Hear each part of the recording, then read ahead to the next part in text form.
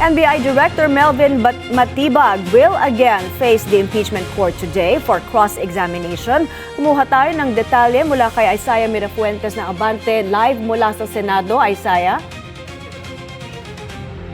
Yes, may ngayong araw nga sa panig ng prosekusyon, inaasahan natin na ito na yung huling araw na tatalakayin yung Article 4 o yung kaugnay sa grave threats o yung umano'y pagbabanta ni Vice President Sara Duterte sa buhay ng first couple at ni former House Speaker Martin Romualdez. May ayon sa prosekusyon, sinubukang tibagin pero hindi natibag si Matibag.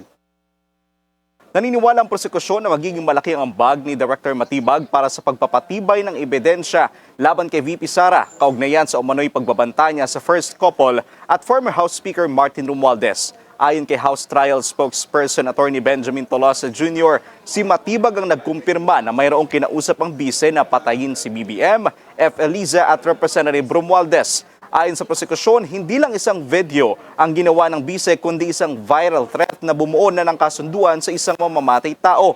Dagdag pa ng prosekusyon, ayaw nilang pangunahan ng mga senator judges sa kung ano magiging hatol nila.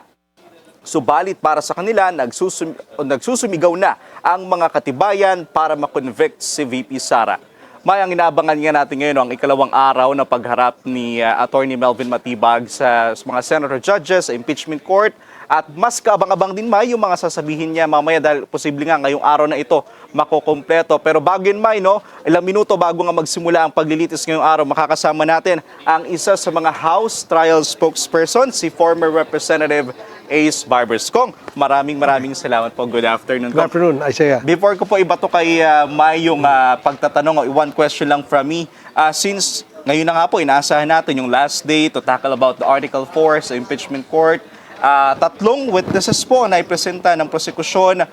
Are we convinced na ba this time former Representative Barbers na makukonbinsin natin ang mga senator judges to convict the Vice President sa Article 4? Well, sa aking opinion na Isaiah, mabigat at napagtibay, napalakas ng testimonya ng tatlong witnesses na inilatag o inihain ng ating prosecution panel.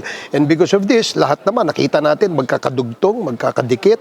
Ibig sabihin, nagko-corroborate yung mga statements na tatlong witnesses na to. At dito, doon sa unang ebidensya na inilatag, sa aking paniwala, ito'y tinanggap din ng defense.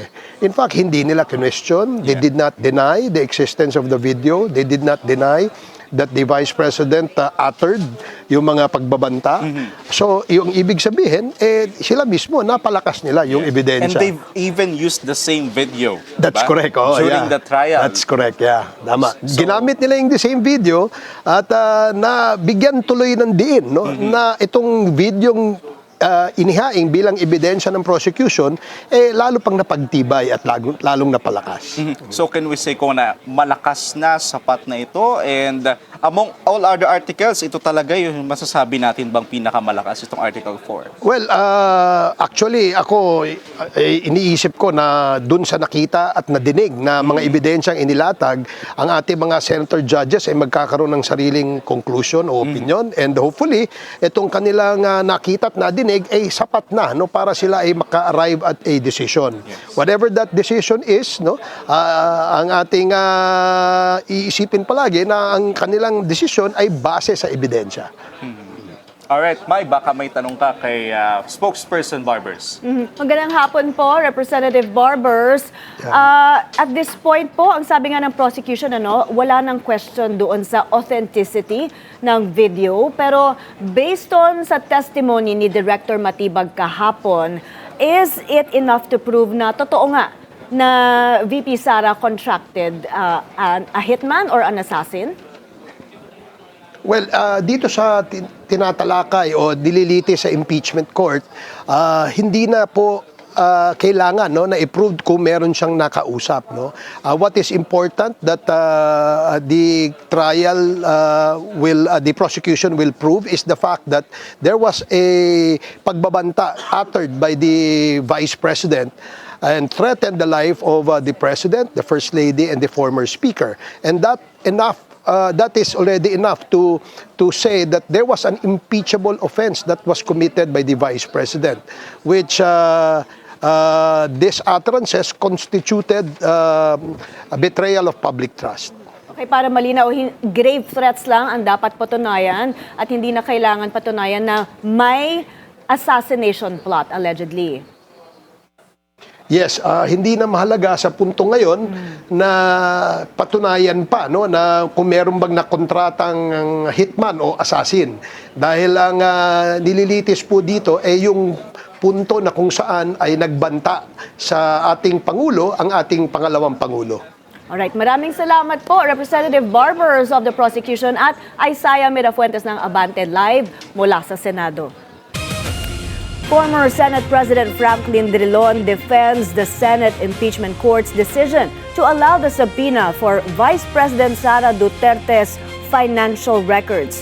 On BNC's On Point, Drilon said the ruling only requires the production of documents, while the admissibility and whether the records can prove the allegations have yet to be determined. All it required is the production of documents. Whether the documents will be admitted in evidence is not yet decided. Whether or not the